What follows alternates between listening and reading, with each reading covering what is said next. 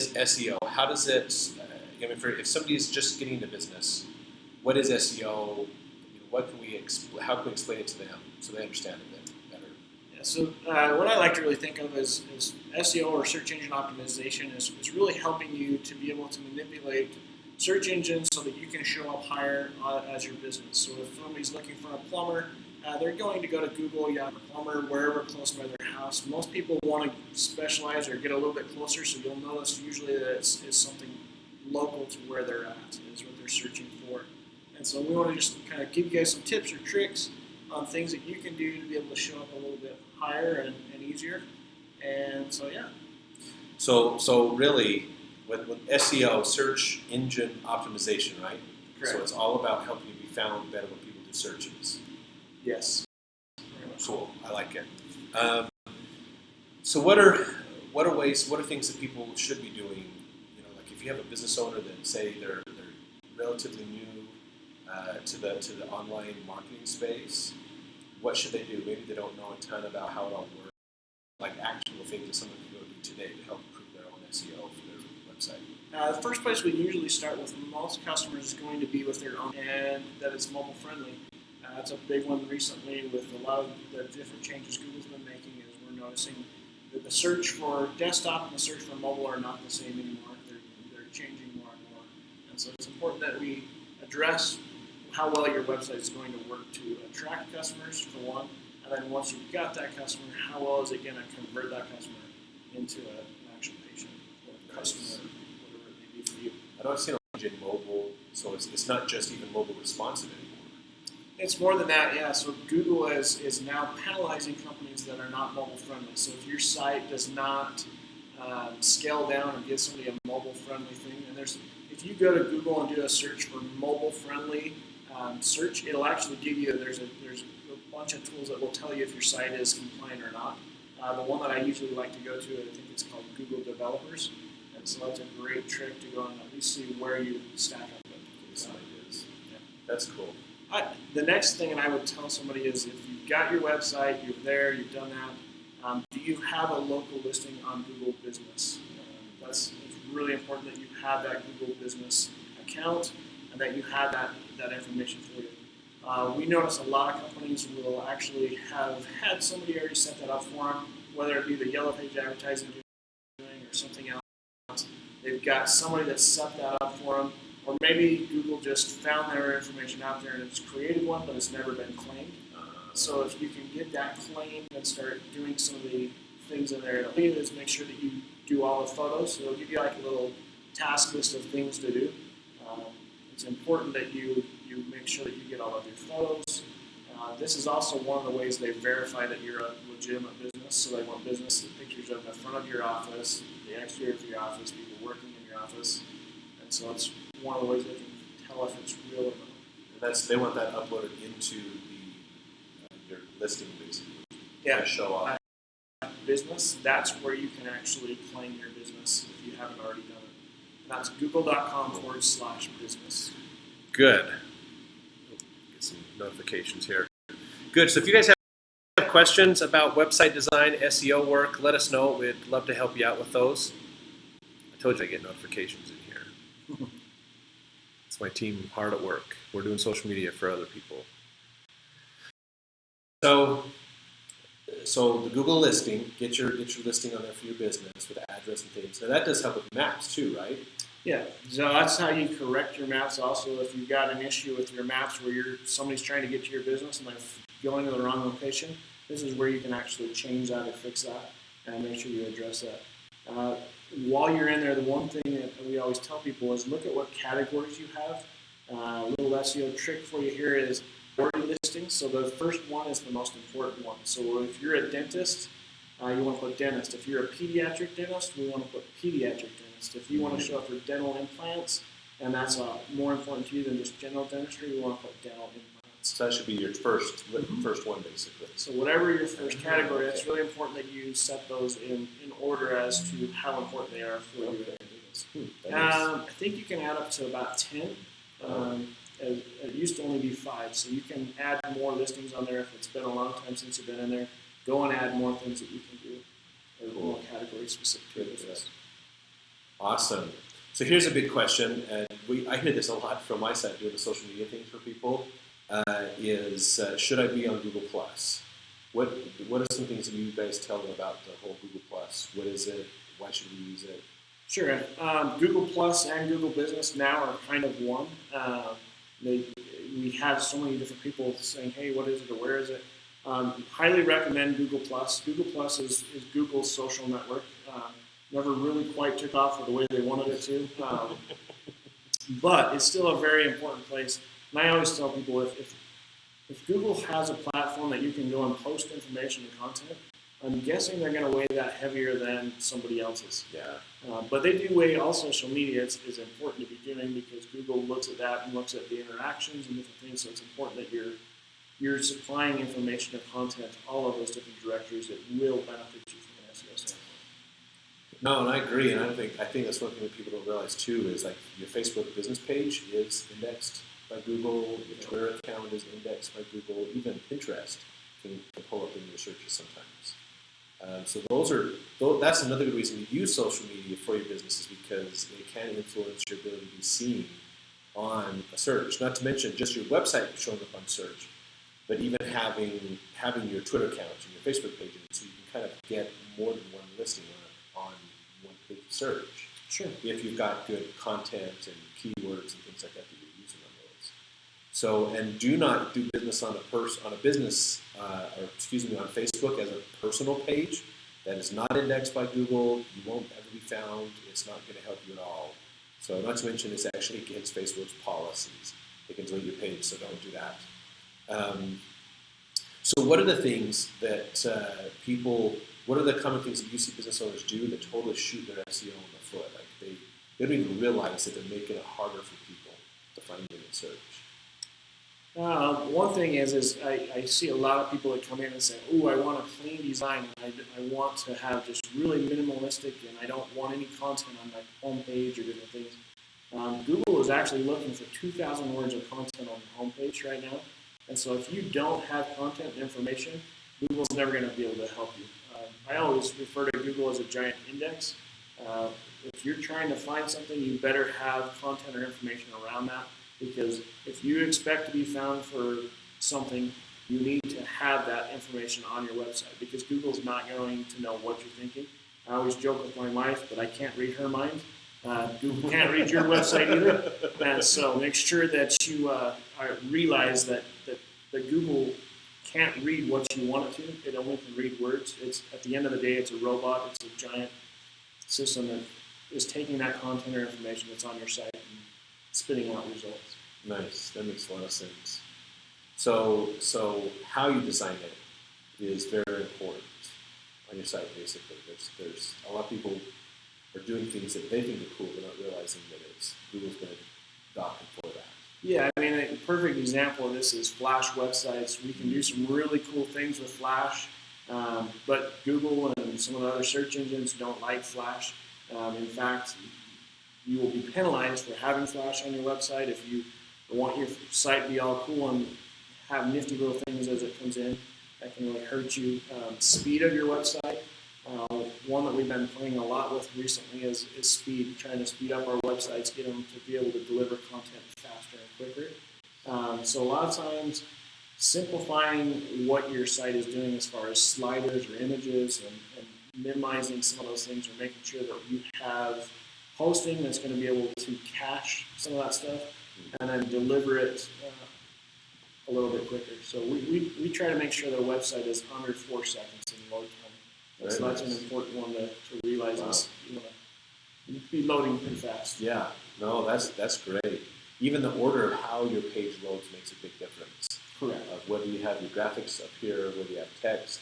And I've heard some different ideas on that, like sometimes say, because text loads pretty fast, have some of your text appear quickly to capture, let people start reading, capturing attention, while some of the heavier things are loading in the background.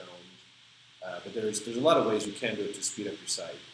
So it's just, I think that's good.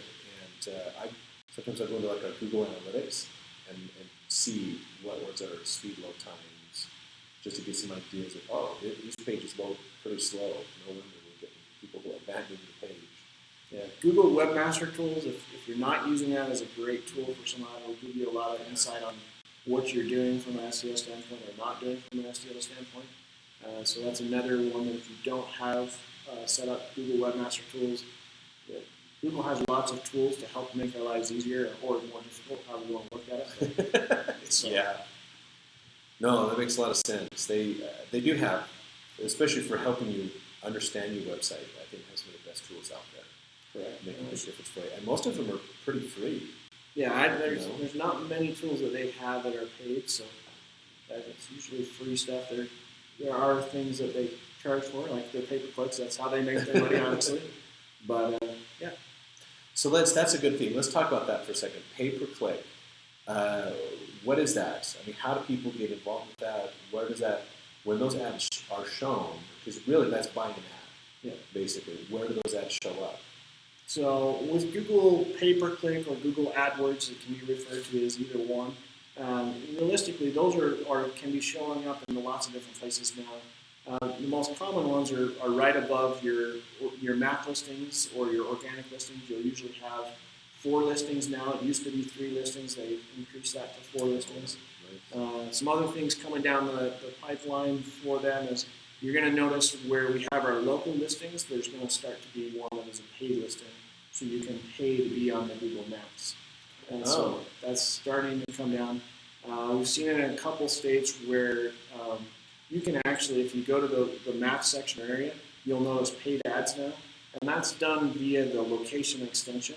So Google, if you're paying or doing your pay-per-clicks and you have the local extension, it'll help you to show up higher in the maps area as well. So that's kind of cool. Some other fun stuff with that is you've got Google retargeting ads, or what I call stalker ads. If you want to chase them for an ad, follow their ad, where they're at, they'll show up on your site or page, and then triggers that you want to try to stalk that person and help them to have reasons to buy from your products. It totally sounds creepy, but it works pretty good. Yeah, I'm really impressed with some of the results people have with that. Other ones that are kind of fun are display ads. I don't know, not a lot of people use those as much. Google YouTube video ads. So there's lots of ways to advertise with Google pay-per-click or paid Google AdWords. One thing I will tell people is a trick that I found is within your settings you have broad match, phrase match, and exact match. If you can make sure that it's either a phrase or a broad match or an exact match, you're going to be a lot better off. When I go into a pay-per-click account that somebody's had set up for a while, if I go and look at what terms are actually being found, if somebody doesn't know what they're doing and set it up and it has broad matches, 9 times out of 10 that they'll have hundreds of keywords that they've wasted money on because it's not really what they wanted, but Google wants you to spend more money, so they're having you show up in different places. So that will save you a lot of money. And make sure the first time I set up a pay-per-click campaign, I actually didn't set my demographics, so I didn't set where I wanted it to be showing up. And so I was showing up nationwide instead of showing up just in Sandy, Utah. And so my first campaign, I was spending hundreds and hundreds of dollars in minutes because I didn't set a budget or anything else, so I learned really quickly that can hurt you. It's an expensive lesson. Yeah, that was expensive, but yeah. So now I make sure that I know what the heck's going on. And you can set budgets. The cool thing about pay-per-click is you can set where you want it to show up. You can set how much you want to spend, and you can set up how much you're willing to spend per bid. Because really, that's what's going to determine ranking on the paid ads is how much you're willing to spend. There's quality scoring, some other things that go into that, but for today's lesson, we'll just do this. That's neat. How much do you think an average business owner should consider spending if they're going to do PPC?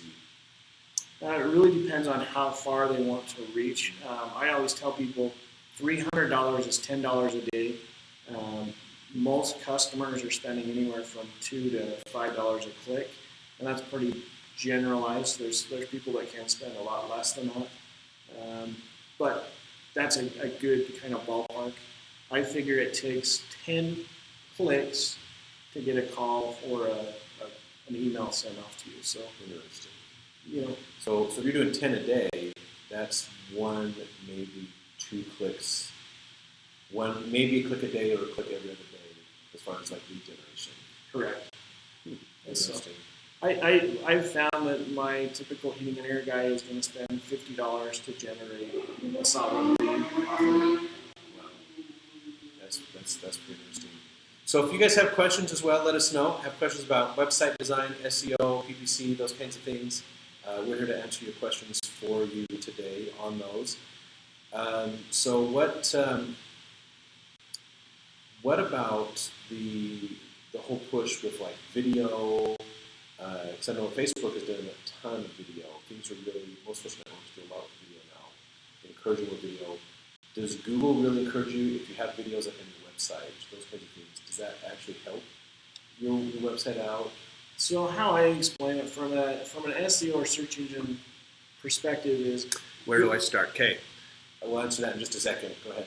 One of the things that I've found is with video is a lot of times people think that, hey, back in the day, you could actually be found a lot easier, and there's spots where Google video would show up, and there was a huge run on it, and it still can be and is really important, but the one thing that I see more importantly than that is video will keep somebody on your website longer, and the length of time that somebody's on your website is a factor for Google to rank or say, hey, this site is more relevant than another. So having video allows people to stay on your site longer, which ultimately is going to make it to where you're going to be able to rank higher because Google looks at your quality of your site and how long you can stay there. Oh, that's a good idea. Good point. Okay, so we had a follower that asked, where do I start? How does somebody get started doing their SEO or working on their website, those kinds of things? What would be some good tips? So I would say first thing to start is really, you've got to have a website. Once you've had your website, is your on-page optimization is probably more important than your off-page optimization at this point. So going into the back end of your website, we have what we call meta tags or title tags or descriptions. It's important that you use those keywords within that, and then also in your description, and then the content that's on your website. All three of those things should be matching, or at least the keywords that you're wanting to have in there. Now there's formulas to say how often and what you need to have there, but for this purpose, to get started, just make sure you have the keywords and information that you want in there. That's the most important thing you can do is your on-page optimization. After you've got your on-page optimization, let's now start talking about backlinks and where and citations and directories and different things that you can do. But on-page, and then start off your off-page. So one thing to consider too when you're getting started, because there are some things you need to do kind of behind the scenes on each of the pages of your website. If you don't understand how to build a site yourself, you don't know HTML or anything, then what you want to do is you're probably going to look at one of the CMS sites that are out there. You're welcome. So there's a lot of sites like Squarespace and Wix and other things. Stay away. Yeah, I was going to say be careful with some of those. If it's really, really cheap, really inexpensive, basically, then sometimes they don't give you a lot of opportunities to do some of that on-page SEO stuff. So, which is going to hurt you. It's just going to make it harder for Google to look through your site. WordPress really isn't that hard to learn to do. Is there any of your videos or tutorial, anything from where I can learn? Do you have any videos or tutorials on your site right now? Maybe not. Not yet. Okay. We don't. I'm trying to think if we had any. We have a few on how to optimize some videos from Smart TV that we've done. But maybe we should have you back and talk about a few tutorial things. Just something with that. So you can do some Google searches to find some other things that are out there to help you with those. Just be careful when you're starting out with your site. Always look for if you're going to use one of those CMS sites to help build your site out, then make sure that it has the mobile responsive features, because that's going to change how your site looks. So your site needs to be flexible to adjust for the screen size. So the mobile responsiveness will help with that. They already have the code in place that'll help your text and your images move around on the screen, depending upon what size device it is using. So that is something that's very important to look at. I can't tell you how many times we talk to a business owner, even just on their social media, and I'll pull up the website on my desktop, and I'll grab the corner of my browser to shrink it, to watch what happens to the site, and it doesn't move. I just get a smaller window so I don't have to scroll around a lot, and it's totally not a good thing at all. You don't want to have that at all. If you grab that corner, you want your site to adjust, and that's very, very important. So make sure you've got that in place, and do take the time. And I think a lot of people don't put those meta tags in. They don't take the time to look at that stuff. Yeah, a lot of that sometimes is just pre-populated. There's lots of, with WordPress, there's lots of tools that make your life a lot easier. Yeah. There's SEO Yoast is one that we use a lot. Another great site if you want to follow or learn more SEO tips and tricks is Moz is a great one to follow. Yeah, that's a good one. And so that's a great place to get some information. And look at even buying a theme. So in WordPress, you don't have to build a site from scratch. You can literally go buy a theme for $100 or less, and then just customize that theme a little bit. Once you get your theme in place, it's kind of like building a PowerPoint. It's just I need to switch out my text here, or switch out my images here. Yeah, to do it. Some of the things you'll find, and one of the things we've started to go a little bit away from that only because they're so limited and they have a lot of extra stuff in them. Yeah, true. And so our speed, one of the things I was telling you, I really focus on speed, is we're going away from that a little bit more because some of them have a lot of extra stuff that you don't need. It makes it really easy for somebody that hasn't ever built a website, but it is hurting you. It will. No, and I agree. That makes a big difference. So that's why hiring people like PDM to do your site, I mean, $5,000, $10,000 for a site is not uncommon for as far as paying for a full website. But the nice thing is when you hire somebody like PDM to help you with your site, they are going to focus on making sure all those things are done right from the start. So it's not fun to build a site only to realize that it sucked, and you have to start completely over to make it better.